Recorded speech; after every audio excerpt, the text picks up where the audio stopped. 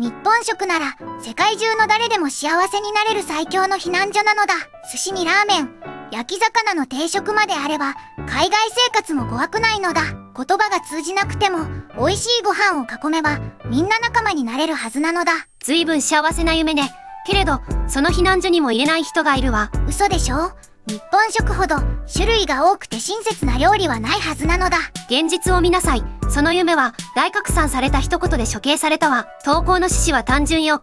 日本食は美味しい。それでも食べられるものがない。美味しいのに食べられないって頭の中で言葉が衝突しているのだ。返信欄では賛同と反発と食事制限を持つ人の困惑がぶつかったわ。料理が多いと怒る人と選べないと困る人が同じ場所にいるのだ。実在する返信の天才ではないわ。ここでは衝突した論点だけを要約する。選択肢は多く見える。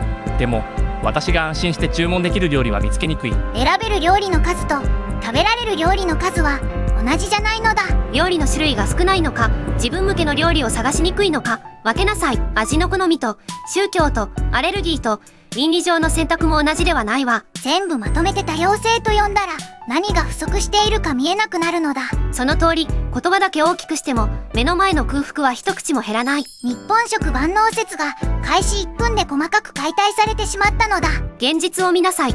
多様性という言葉だけでは何も食べられないわ。まずは平均的な満足と少数の困難が同時に存在する数字を見るわよ。観光庁の2024年4月から6月の調査には興味深い数字があるわ。訪日客の 98.1% が滞在中に日本食を食べたと回答した。そして食べた人の 96.9% が日本食に満足したと答えている。ほぼ全員が食べて、食べた人のほぼ全員が満足、圧勝に見えるのだ。浮かれる前に分母を見なさい。96.9 は日本食を食べた人の満足度よ。すべての訪日客が迷わず何でも食べられたという数字ではないわ。満足した人が多いなら問題なしとは言い切れないのだ。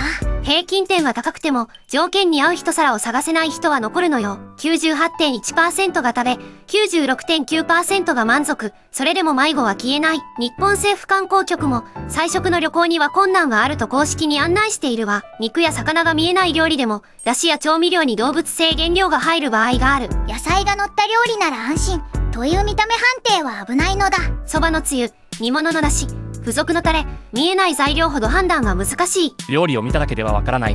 表示を読めなければ店員への質問が必要になる。美味しそうな皿の前で原材料の推理試験が始まるのは辛いのだ。評価軸は4つよ。料理の種類、食事制限対応、原材料表示、意思疎通。料理文化が豊かでも原材料を確認できなければ利用しやすいとは限らない。多様料理があってもどれなのか伝わらなければ存在しないのと同じなのだ。逆に専用料理が少なくても材料と変更可能な範囲が分かれば選べることもある。欲しいのは賞賛ではない。自分が食べられるか判断できる情報なんだ。高い満足度は日本食の魅力を示す。でも全員の安心までは証明しない。大きな円グラフの裏で小さな空腹が手を挙げている感じなのだ。平均点の陰で少数派は空腹になる。数字を敵味方に分けないことね。次はその空腹に説明責任まで積み上がった架空の会食を見せるわ。これは複数の意見を元にした再現だ。特定の国や実在事件の話ではない。明日の昼食会、みんなが食べられる店を決めたい。希望を教えてほしい。普通の相談に見えるのだ。食べられないものを聞けばすぐ決まりそうなのだ。一人は宗教上の理由、別の人はアレルギー、さらに菜食と健康上の希望がある。食べられない理由は異なるわ。便利だからと一つの箱へ放り込まないことね。私は乳製品を避けたい。それだけ答えたのに理由を詳しく説明してほしいと言われた。昼ご飯を決める前に人生の背景資料まで提出するのだ。健康のためか倫理のためか環境のためか質問が次々に増えていく。何を食べられるか答えただけなのになぜ生き方まで説明しなきゃいけないんだ。本人が共有したい範囲を超えて価値観の面接が始まっているわね。ご飯を食べるだけで面接なのだ。しかも正解が見えなくて怖いのだ。理由を短く答えると隠し事があるのかと聞かれる。詳しく答えると議論が始まる。説明してもしなくても注文より先に人格を採点される構造なのよ。私は他人の料理を禁止したいわけじゃない。ただ自分の一皿を選びたいだけだ。一人の注文が全員への宣戦布告みたいに扱われているのだ。すると別の参加者が聞いた。その料理を選ぶのは私たちへの批判なのか。違うと答えても空気は重い。個人の注文が集団への評価に変換されてしまう。皿の中身よりどの陣営に属するかが注目される息苦しい食卓だわ。唐揚げを頼んだだけで思想、小鉢を残しただけで人格、逃げ道がないのだ。アレルギーは安全の問題だ。宗教や倫理や好みもそれぞれ別の事情がある。違いを尊重するならまず同じ理由だと決めつけないことから始めなさい。店を決めたいだけなのに全員が自分の正しさを守る会議になってしまった。お昼休みが終わるまで店どころか料理の種類すら決まらなそうなのだ。舞台が投稿欄へ移れば今度は正反対の正義が同時に押し寄せる。選択肢を増やせという声と現地文化を尊重しろという声が衝突する。どちらも一理ありそうで、間にいる人のお腹だけが空いていくのだ。これは海外社会全体の性質ではないわ。特定の国民性を断定する材料もない。描いているのは説明責任が過剰化した会話の構造よ。必要なのは安全に選ぶ情報だ。自分の人生を弁護する舞台ではない。メニューより先に立場を選ばされているのだ。怖くて注文できないのだ。食事制限そのものが地獄なのではない。所属陣営を申告させる空気が地獄よ。現実を見なさい。他人の皿を人格診断に使えば会食は簡単に裁判になる。ところが一方、日本のある路地裏では誰も食事の演説をしていなかった。急に静かすぎるのだ。さっきまでの論争はどこへ消えたのだ。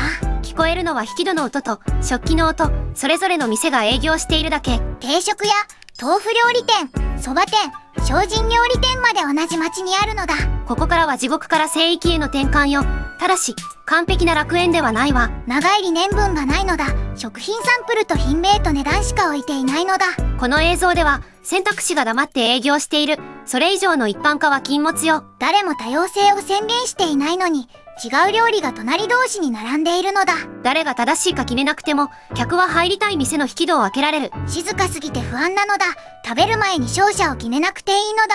必要なのは勝敗ではなく自分に合う一皿を見つけることだわ。ただし外観だけで食事制限に対応した店だと判断してはいけない。静かな選択肢にも原材料確認という宿題は残っているのだ。まず精進料理、肉や魚や動物性食品を用いない伝統を持つ食文化の一つよ。豆腐や季節の野菜を中心に複数の料理を一つの前へ組み立てていく。新しく作った代用品ではなく昔から続く食べ方が残っているのだ。そうね。ただし各店の材料や調理法は利用前に個別確認が必要だわ。伝統料理という名前だけで全員に安全だと決めてはいけないのだ。宗派や店による違い、アレルギーへの対応まで一語では保証できないもの。次に豆腐料理、野菜天ぷら、漬物、そば、うどん、定食の小鉢を見て一つの巨大な万能メニューではなく別々の店と皿へ選択肢が分散している。全部入りの救済料理はなくても町全体なら組み合わせが増えるのだ。専門店は残り単品料理があり小さな皿が独立して注文できる。この小鉢は独立国家なのだ。隣の小鉢と思想統一しなくていいのだ。食卓を国会にしないでただ少量ずつ選べる構造は確かに便利ね。食べる量を調整できる。自分に合う皿だけを選べるなら負担は小さくなる。定食では主菜と小鉢が分かれ単品料理を追加できる場合もあるわ。小鉢を一つ、もう一つ、自由選択という名のぬるま湯から出られないのだ。あなたの場合は制限への対応ではなく食欲への無条件幸福に見えるけれど、麺のトッピングや単品の追加も量と組み合わせを調整する助けになる。ただし変更できる範囲は店ごとに違う。断られても悪意とは限らないわ。選べる仕組みと必ず変更してもらえる権利は別物なのだ。その区別が大切よ。静かな共存を万能な受け入れ体制へ盛らないこと。コンビニでは少量の商品を一つずつ選べる棚の構造が目に入る。梅や昆布のおにぎり、枝豆、豆類、サラダ、いなり寿司などが候補になる。欲しいものを一個ずつ取れば全員が同じ献立に従わなくて済むのだ。少量なら試しやすいし食べられるものを組み合わせて一食を作ることもできる。でも候補というだけよ。個々の商品が完全菜食だとは断定できないわ。梅のおにぎりでも見た目だけで材料を決めつけたら危ないのだ。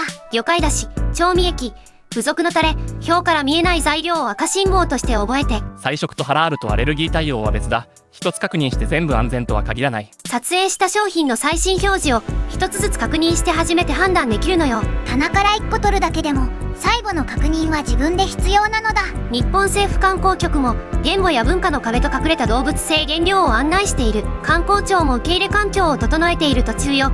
すでに完成した国ではないわ。選択肢が存在することと安心して発見できることにはまだ距離がある。ここは完璧な楽園ではない。ただ異なる皿が看板を殴り合わせず共存している。結論を急がないで。料理文化の豊富さと食事制限への対応力は別の指標よ。精進料理があるから誰でもどこでも困らないとは言えないのだ。豆腐料理や専門店や少量商品は強み。でも表示と案内には改善の余地がある。地方では条件に合う店を探しにくい場合もある。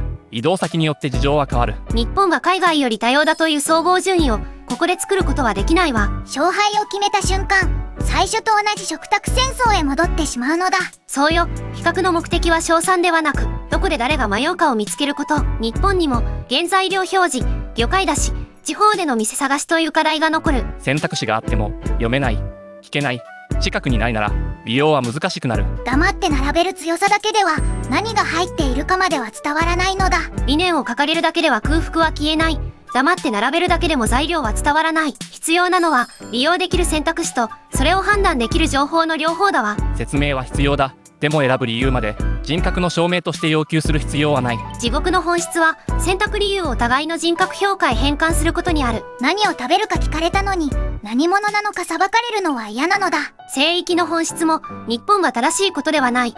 他人の皿へ説明を迫らないことよ。別々の皿を残し必要な情報を渡し本人が選べる余白を守るの。思想は決められないけど今夜のおかずは自分で選べたのだ。あなたの場合多様なのは選択肢ではなく底なしの食欲みたいね。違うのだ。これは静かな共存を胃袋で実証しているだけなのだ。